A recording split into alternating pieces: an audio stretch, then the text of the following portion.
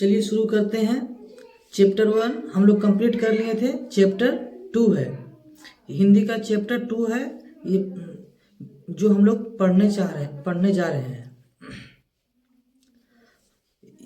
विश्व के दांत, इनके लेखक नलिन बिलोचन शर्मा जी हैं। नलिन बिलोचन शर्मा का जन्म 18 फरवरी 1916 ईस्वी में पटना के बंदरघाट में हुआ। वे जन्म भोजपुरी भाषी थे। ये क्वेश्चन बोर्ड में पूछते हैं कि नलिन बिलोचन शर्मा जी के जन्म कब हुए थे और कहाँ हुए थे। तो उनके जन्म 18 फरवरी 1916 ईस्वी में पटना के बंदरघाट में हुए थे। ठीक, ये कौन सी भाषी है? भोजपुरी भाषी थे। वे दर्शन और संस्कृत के परेखांत विद्वान महामहोपाध्याय पंडित राममोहन शर्मा के ज्येष्ठ पुत्र थे। माता का नाम रत्नवती शर्मा था। ये भी क्वेश्चन बोर्ड में पूछ दिया जाता है कि इनके पिता के नाम क्या थे। तो पंडित राममोहन शर्मा, और इनके माता नलिन बिलोचन शर्मा के माता के नाम रत्नवती शर्मा थे। ठीक है। उनके व्यक्तित्व निर्माण में पिता के पांडित्य के साथ उनकी प्रगतिशील दृष्टि की भी बड़ी भूमिका थी।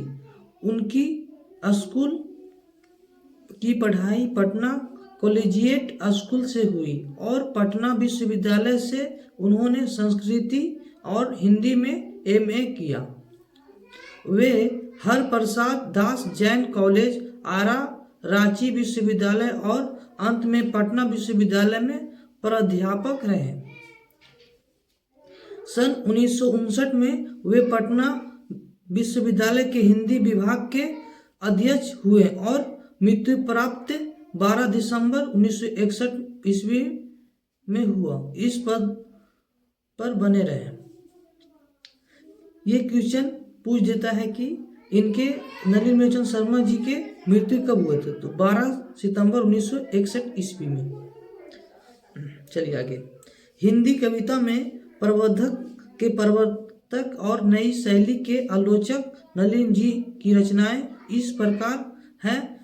दृष्टि का इतिहास दर्शन, मंडन, हिंदी उपन्यास, विशेषतः प्रेमचंद सहित तत्व और आलोचनाएं, आलोचनात्मक ग्रंथ, विश्व के दांत और सतत असंगृत पूर्व छोटी कहानियां, कहानी संग्रह केसरी कुमार तथा नरेश के साथ काव्य संग्रह, नकेन के प्रबंधक और नकेन दो सदल मिश्र, ग्रंथवाली अयोध्या प्रसाद खात्री, समरकंद ग्रंथ, संत परंपरा और साहित्य आदि संपादित ग्रंथ हैं। आलोचकों के अनुसार प्रयोगवाद का वास्तविक प्रारंभ नलिन बिलोचन शर्मा की कविताओं से हुआ और उनकी कहानियों में मानव वैज्ञानिकत्व के तत्व समग्रंथ से उभर कर आए। आलोचना में वे आधुनिक शैली के समर्थक थे। वे कथ्य, शिल्प, भाषा आदि सभी स्तरों पर नवीनता के आग्रही लेखक थे। उनमें प्रायः परंपरागत दृष्टि और शैली का निषेध तथा आधुनिक दृष्टि का समर्थन है। आलोचना की उनकी भाषा गठी हुई और संकेतात्मक है। उन्होंने अनेक पुराने शब्दों का नया जीवन दिया जो आधुनिक साहित्य में पुनः प्रतिष्ठित हुए। ये कहानी विश्व के दांत तथा अन्य कहानियों नामक कहानी संग्रह से ली गई है।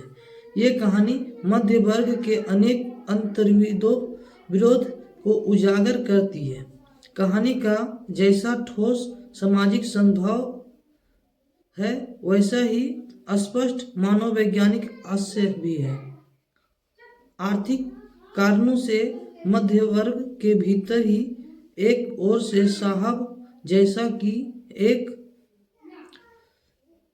श्रेणी उभरती है जो अपनी महत्वाकांक्षाएं और सफेद पोशी के भीतर लिंग भेद जैसे कुसंस्कार छिपाए हुए हैं, तो दूसरी ओर गिरधर जैसे नौकरी पेशा निम्न मध्यवर्गीय व्यक्ति की श्रेणी है, जो अनेक तरह की थोपी गई बंदिशों के बीच भी अपने अस्तित्व को बहादुरी एवं साहस के साथ बचाए रखने के लिए संघर्षरत है। यह एक कहानी सामाजिक भेदभाव, लिंग भेद, आक्रामक स्वार्थ की छाया में पलते हुए प्यार दुलार के कुपरिणामों को उभारती हुई सामाजिक समानताएं एवं मानवाधिकार की महत्वपूर्ण बनेगी पेशा करती है। Thank you. आप लोग नेक्स्ट वीडियो के बाद नेक्स्ट वीडियो में अगला लेक्चर मिलेगा आप लोग को। धन्यवाद। जय हिंद।